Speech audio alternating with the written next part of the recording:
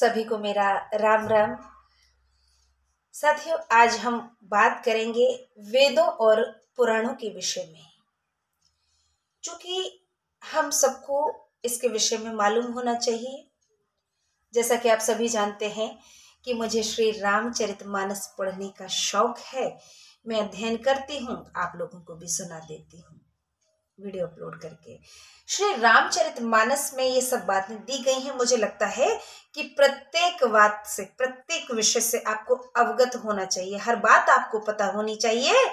तो ज्ञान की बातें हैं, बच्चों के भी काम की बातें हैं, जो अध्ययनरत हैं, स्कूलों में कॉलेजों में पढ़ रहे हैं। हमारे बच्चों को इसकी जानकारी कमी होती है, तो क्यों ना मेरे माध्यम से थोड़ा बहुत पता चलना चाहिए। तो वेद, हालांकि बहुत से बच्चे जानते हैं, लेकिन कुछ एक को पता भी नहीं होता है। तो सबसे पुराना जो वेद है वो ये श्रेष्ठ ग्रंथ भी कहता है, और हमें भी ज्ञात कुछ लोगों को है, कुछ को नहीं है। ऋग्वेद जो है सबसे प्राचीन वेद है। उसके बाद यजुर्वेद को स्थान दिया गया है, फिर सामवेद को, तदुपरांत अथर्ववेद को। तो इस प्रकार 4 वेद होते हैं: ऋग्वेद, यजुर्वेद, सामवेद, अथर्ववेद। 4 वेद पूरे हो जाते हैं। वही शास्त्र, देखिए 6 शास्त्र हैं हमारे, ज्ञान की बातें हैं।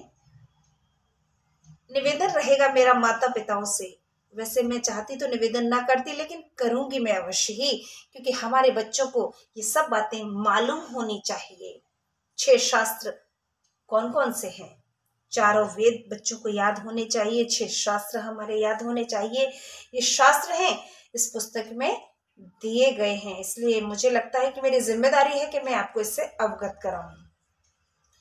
न्याय शास्त्र, वैशेषिक शास्त्र, योग शास्त्र, सांख्य शास्त्र, वेदांत शास्त्र और मीमांसा।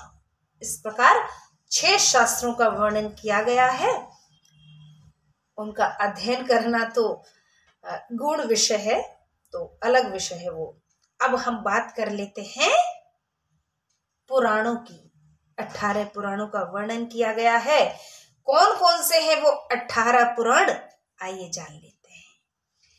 देखिए, 18 पुराणों में सर्वप्रथम स्थान दिया गया है पद्म पुराण को, फिर विष्णु पुराण, नारद पुराण, गरुड़ पुराण, भागवत पुराण, वाराह पुराण, ब्रह्म वैवर्त पुराण, ब्रह्मांड पुराण, वामन पुराण, मार्कंडेय पुराण, भविष्य पुराण, मत्स्य पुराण, कूर्म पुराण, अग्नि पुराण, शिव पुराण, लिंग पुराण, वायु पुराण और स्कंद पुराण।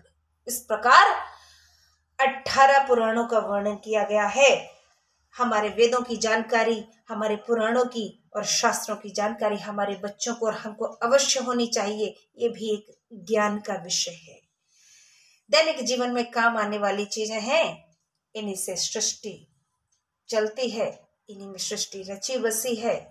जो कुछ भी है इन्हीं से उत्पन्न है, तो अवश्य मालूम होना चाहिए। 18 पुराण, 4 वेद और 6 शास्त्रों के नाम हमारी जनरेशन को रटे होने चाहिए, हम सबको रटे होने चाहिए। बोलिए सनातन धर्म की जय, बोलिए बेहड़ वाली मैया की जय।